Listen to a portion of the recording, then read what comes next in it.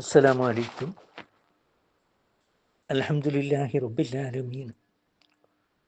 അസ്സലാത്തു വസ്സലാമു അലാ അഷ്റഫിൽ മുർസലീൻ സയ്യിദിന മുഹമ്മദുർ റസൂലുള്ളാഹി സ്വല്ലല്ലാഹു അലൈഹി വസല്ലം വഅലാ ആലിഹി വസഹ്ബിഹി അജ്മഈൻ. അമ്മാ ബഅദ്.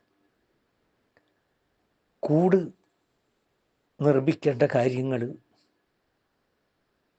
തേനീച്ചക്ക് ബോധനം തോന്നിപ്പിച്ച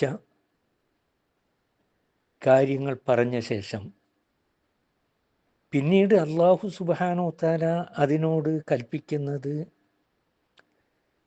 നിന്റെ റബ്ബ് നിന്നോട് നിർദ്ദേശിക്കുന്ന രീതിയിൽ പ്രവർത്തിക്കുക.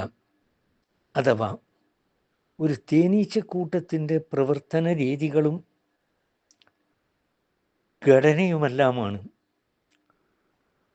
അവയുടെ കൂട് നിർമ്മിക്കുന്ന വിധം, അവയുടെ കൂട്ടായ്മ, വ്യത്യസ്ത ജോലിക്കാരായിക്കൊണ്ടുള്ള പ്രവർത്തനങ്ങൾ വിഭജിച്ചു കൊടുക്കുന്നത്, ഭക്ഷണം ശേഖരിക്കുന്നതിനു വേണ്ടിയുള്ളതായ നിരന്തരമായ പോക്കുവരവുകൾ, തേൻ ശേഖരണം, മാത്രമല്ല അതതിൻ്റെ കൂട്ടിൽ നിന്ന് ഭക്ഷണവും തേടി എത്രയോ ദൂരെയാണ് പോകുന്നത്.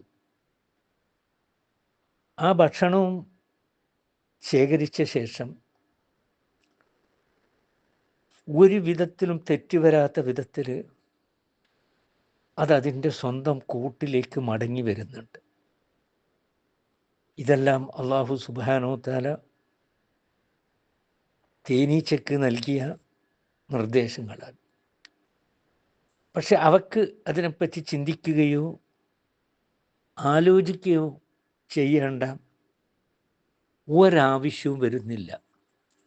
വളരെ വ്യവസ്ഥാപിതമായി അതിനനുസരിച്ച് നിർണ്ണ രീതിയിൽ കണക്കില്ലാത്ത കൊച്ചു കൊച്ചു തേൻ ഫാക്ടറികളിൽ ആയിരക്കണക്കിന് വർഷങ്ങളായി ഈ ലോകത്ത് വരുന്നു.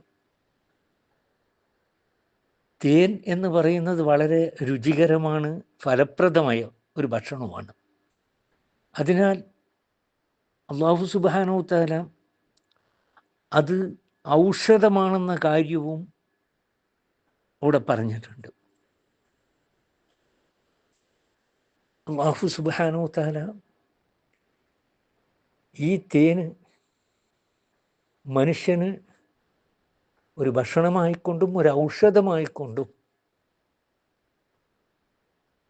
രൂപപ്പെടുത്തിയത് അല്ലാഹു മനുഷ്യന് നൽകിയ വലിയൊരു അനുഗ്രഹം.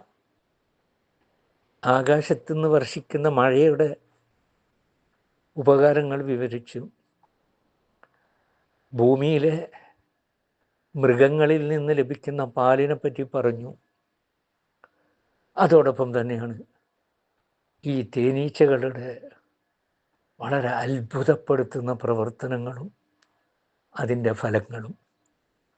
അല്ലാഹു സുബ്ഹാനഹു വതആല അവൻ നമുക്ക് നൽകിയ അനുഗ്രഹങ്ങൾക്ക് നന്ദി ചെയ്യുന്ന സച്ചരിതരായ